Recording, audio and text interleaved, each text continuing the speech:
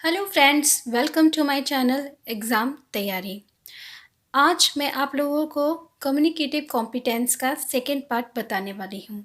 First part में मैंने communicative competence क्या होता है और लिंग्विस्टिक कॉम्पिटेंस जो है वो किस तरह से कम्युनिकेटिव कॉम्पिटेंस का ही एक हिस्सा है, किसने कम्युनिकेटिव कॉम्पिटेंस दिया और क्या बताने के लिए, ये सारी चीज़ें मैंने आपको पार्ट 1 में बताई थी। मैं पार्ट 1 जो है उसे डिस्क्रिप्शन बॉक्स में उसका लिंक डाल दूँगी। आप इससे समझने से पहले उस वीडियो को ज़रूर देख लीजिएगा। आइए शुरू करते हैं। मैंने आपको बताया था कि कम्युनिकेटिव कॉम्पिटेंस को जो है 4 भागों में बाँटा गया, या आप कह सकते हैं कम्युनिकेटिव कॉम्पिटेंस के 4 कंपोनेंट्स होते हैं। Communicative competence is made up of 4 competence areas. इसके 4 एरियाज़ होते हैं। पहला है लिंग्विस्टिक कॉम्पिटेंस, दूसरा है सोशियो लिंग्विस्टिक कॉम्पिटेंस, तीसरा है डिस्कोर्स कॉम्पिटेंस और चौथा है स्ट्रेटजिक कॉम्पिटेंस। एक-एक करके इसको समझते हैं। सारे ही जो हिस्से हैं इसके 4, इनमें से फर्स्ट लिंग्विस्टिक कॉम्पिटेंस बहुत ज़्यादा इम्पॉर्टेंट है। फिर सेकंड जो है वो भी काफ़ी इम्पॉर्टेंट है, पर आपको चारों की बेसिक नॉलेज तो होनी ही चाहिए। ठीक है, तो पहला इसमें देखते हैं लिंग्विस्टिक कॉम्पिटेंस क्या है। This is the knowledge of the language code, is that its grammar and vocabulary and also syntax and semantics. यानी मेनली जो लिंग्विस्टिक कॉम्पिटेंस है, यानी देखिए कम्युनिकेटिव कॉम्पिटेंस क्या है कि एक लर्नर जो कि किसी भाषा को सीख रहा है वो उस भाषा में पूरी तरह से योग्य हो जाए, उसको बोलने में पूरी तरह से सक्षम हो जाए। वो कब होगा? जब उसके अंदर ये चारों कॉम्पिटेंस यानी ये चारों योग्यताएं आ जाएंगी। ठीक है, तो लिंग्विस्टिक कॉम्पिटेंस कौन सी योग्यता है? लिंग्विस्टिक कॉम्पिटेंस के अंतर आता है किसी भी भाषा की ग्रामर और वोकेबलरी को समझना और उसे सीखना। तो लिंग्विस्टिक जो कॉम्पिटेंस है वो नॉलेज रखता है ग्रामर और वोकेबलरी की। अब ग्रामर और वोकेबलरी की बात आती है तो सिंटैक्स और सिमेंटिक्स भी इसके ही पार्ट आता है। तो ऑप्शन जो है वो ऐसा आ सकता है कि क्वेश्चन जब आएगा आपका कि लिंग्विस्टिक कॉम्पिटेंस जो है वो किससे रिलेटेड है, तो ऑप्शन में ग्रामर और वोकेबलरी, मोस्टली सिर्फ ग्रामर और वोकेबलरी ही लिख कर आती है। लेकिन अगर आपके ऑप्शन में सिंटैक्स और सिमेंटिक्स भी लिख कर आता है, चारों ही चीज़, तो आप इस ऑप्शन को चूज़ कीजिएगा। और अगर सिर्फ ऐसा ऑप्शन है जिसमें सिर्फ ग्रामर और वोकेबलरी है, तब आप ग्रामर और वोकेबलरी को ही चूज़ कीजिएगा। अब देखिए क्या क्या बच्चा जो है वो इसके द्वारा सीखता है कि ग्रामर में वो सीखता है knowledge of the sound and their pronunciation. Grammar में हम क्या सीखते हैं कि कोई भी जो वर्ड हम उस भाषा में यूज़ करने वाले उसकी क्या साउंड है, क्या प्रोनाउंसिएशन है और कहाँ पे हमें क्या इस्तेमाल करना है। सिंटैक्स में the rules that govern the combination of words and phrases to structure sentences. अब सिंटैक्स में हम देखते हैं कि किस तरह से हमें शब्दों का या फ्रेसेस का यूज़ करना है, किस तरह से कॉम्बिनेशन बनाना है। तो ये भी क्या है, ग्रामर का ही हिस्सा होता है। Semantics the way that meaning is conveyed through language, यानी हमें जो भी भाषा हम इस्तेमाल करें वो कोई मीनिंगफुल सेंटेंस को प्रोड्यूस करें। मतलब ऐसा ना हो हम कुछ भी बोल रहे हैं उसका कोई अर्थ ही ना हो, निरर्थ नहीं हमें कोई भी चीज़ बोलनी है। तो ये चीज़ भी हम जो है वो लिंग्विस्टिक कॉम्पिटेंस के अंदर ही सीखते हैं। तो अगर आप देखेंगे कि सिंटैक्स और सिमेंटिक्स भी क्या है, ग्रामर का ही भाग है, इसलिए ऑप्शन में ग्रामर और वोकेबलरी ही मोस्टली लिख कर आता है। लेकिन मैंने आपको यहाँ पे इसलिए बता दिया क्योंकि कहीं ऑप्शन में सिंटैक्स और सिमेंटिक्स आ गया तो आप कन्फ्यूज़ बिल्कुल भी मत होइएगा। ठीक है, अब वोकेबलरी की बात यानी शब्दों को सीखना।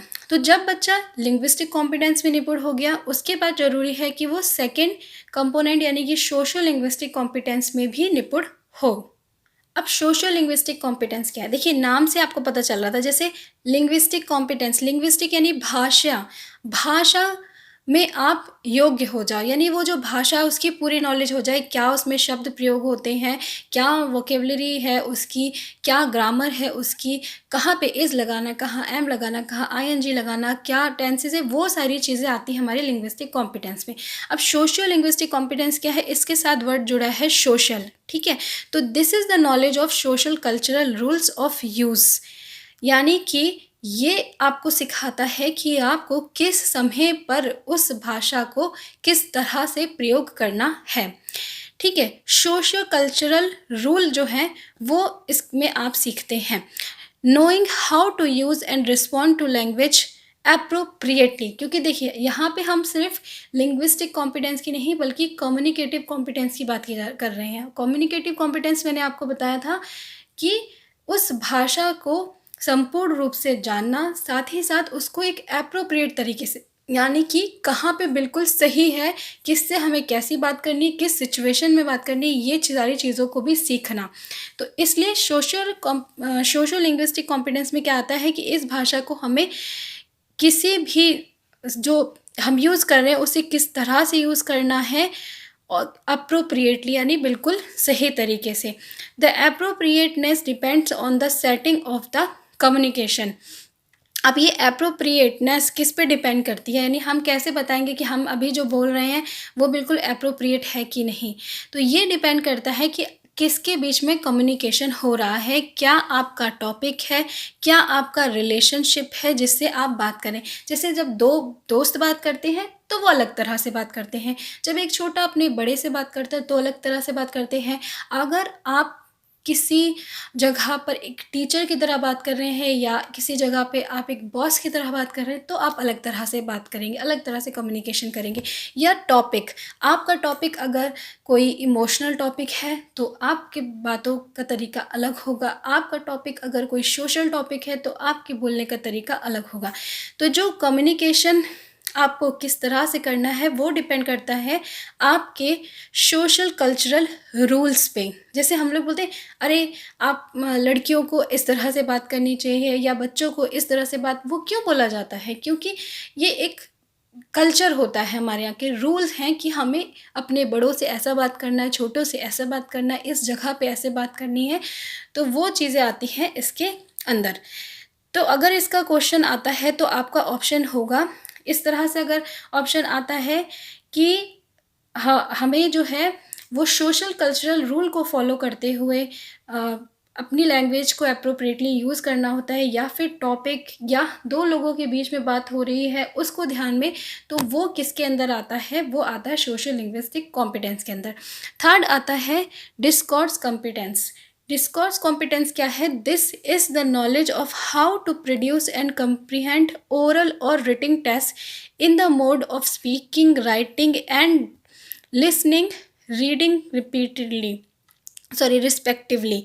तो यहाँ पे क्या आता है डिस्कोर्स कॉम्पिटेंस में कि किस तरह से किसी भी भाषा को जब आप लिख रहे हैं उसे किस तरह से आपको लिखना है, या आप बोल रहे हैं या आप पढ़ रहे हैं या आप सुन रहे हैं।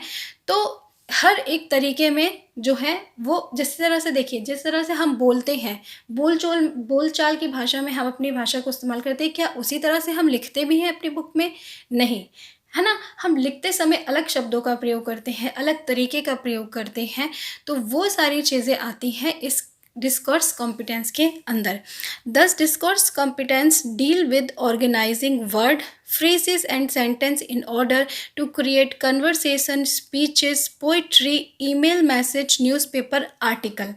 ठीक है, तो बहुत इंपॉर्टेंट है ये कि जब देखिए आपने आर्टिकल में देखा होगा कहीं पे न्यूज़पेपर में होता है तो कॉमा, प्रॉपर कॉमा, अच्छे वर्ड यूज़ किए जाते हैं। सारा जो भी ग्रामर का जो लिखने का तरीका है, जो भी लिखने के रूल है, पंक्चुएशन मार्क वगैरह सबका ध्यान दिया जाता है। या पोइट्री आप यूज़ करते हैं तो पोइट्री में हम क्या है देखते हैं, अच्छे अच्छे अलंकार का प्रयोग करते हैं उसको इफ़ेक्टिव बनाने के लिए।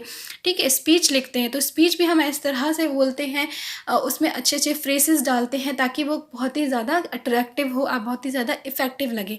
तो ये सारी चीज़ें जो है हम ध्यान रखते हैं। अब ये सारी चीज़ों की योग्यता किसके अंदर आती है? डिस्कोर्स कॉम्पिटेंस के अंदर। तो क्वेश्चन इसमें बन सकता है, आपको दे दिया जाएगा ऑप्शन में कि ईमेल मैसेज, न्यूज़पेपर आर्टिकल या पोइट्री जो है वो उसको लिखने का तरीका है वो किसके अंदर आता है? तो वो आता है डिस्कोर्स कॉम्पिटेंस के अंदर। बस आपको पता है, अगर ये बेसिक नॉलेज अगर आपको पता है तो किस तरह से भी क्वेश्चन आएगा आप उसको ईजिली कर पाओगे। लास्ट हमारा कंपोनेंट है strategic competence. Strategic competence, this is knowing how to recognize and repair communication breakdowns. Strategy आपको यूज़ करनी है। बाई चांस से आपके सामने एक टॉपिक आप बोल रहे थे, उसमें एक अलग तरह का टॉपिक आ गया, तो वहाँ पे आपको अपनी स्ट्रैटेजी यूज़ करनी है। या आपने कोई बात ऐसी बोली जो सामने वाले को समझ में नहीं आई, तो आप कोई ऐसी स्ट्रेटजी यूज़ करें और इस तरह से चीज़ को समझाएं या बोलें कि सामने वाले को वो समझ में आ जाए। तो देखिए, this is knowing how to recognize and repair communication breakdowns, how to work around gap in one's knowledge of the language. ठीक है, तो अगर मान लिया आप पढ़े लिखे लेकिन सामने वाला पढ़ा लिखा नहीं है, तो आपको उसकी इस तरह से उसकी भाषा में बात करनी होगी, यानी इस तरह से अपनी भाषा का प्रयोग करना होगा कि सामने वाले को आपकी बात समझ में आ जाए। तो वहाँ पे क्या काम आएगी? वहाँ पे काम आएगी आपकी स्ट्रेटजिक कॉम्पिटेंस। आपको इस तरह की स्ट्रेटजी बनानी होगी कि सामने वाला आपकी बात को समझ जाए। Strategic competence ask how do I know when I have misunderstand और व्हेन समवन हैज़ मिसअंडरस्टूड मी। यानी कि ये आपको सिखाती है कि अगर आपने कोई बात कही और सामने वाले ने आपकी बात को नहीं समझा, या सामने वाले ने कोई बात कही और उसे आपने नहीं समझा, तो किस तरह से आप उस बात को कह सकते हो कि सामने वाला समझ जाए। ठीक है, what do I say then, how can I express my ideas if I don't know the name of something और the right verb form to use. अगर आपको किसी चीज़ के बारे में बात करनी है और आपको उसका नाम ही नहीं पता है, या यहाँ पे मैं कौन सी वर्ब की फॉर्म लगाऊँ चीज़ को नहीं पता है, तब आपको अपनी बात को कैसे कहना है, वो सारी जो प्लानिंग करी जाती है बोलने की, वो आती है स्ट्रेटजिक कॉम्पिटेंस के अंदर। तो जो व्यक्ति यानी जो लैंग्वेज लर्नर ये चारों ही कॉम्पिटेंस में निपुण हो जाता है, यानी वो कम्प्लीटली कम्युनिकेटिव कॉम्पिटेंस में निपुण हो जाता है। तो अगर आपको किसी एक लैंग्वेज को पूरी तरह से सीखना है, तो ये चारों जो कंपोनेंट हैं कम्युनिकेटिव कॉम्पिटेंस में, उनमें निपुण होना ज़रूरी है। तो ये थे 4 हमारे कंपोनेंट कम्युनिकेटिव कॉम्पिटेंस के: linguistic competence, socio linguistic competence, discourse competence और स्ट्रेटजिक कॉम्पिटेंस। चारों ही इंपॉर्टेंट। एक रिवीजन में आपको करा देती हूँ शॉर्ट सा, कि लिंग्विस्टिक कॉम्पिटेंस के अंदर क्या आता है? किसी भी भाषा की ग्रामर एंड वोकेबलरी। ग्रामर आ रही है यानी उसमें सिंटैक्स और सिमेंटिक्स भी आएंगे। दूसरा आता है सोशल लिंग्विस्टिक कॉम्पिटेंस, उसके अंदर आता है सोशल कल्चरल रूल, यानी हमारी जो सोसाइटी है उसके आधार पर हमें किसी सिचुएशन में किस तरह से किसी भाषा को एप्रोप्रिएटली बोलना चाहिए। थर्ड आता है डिस्कर्स कॉम्पिटेंस।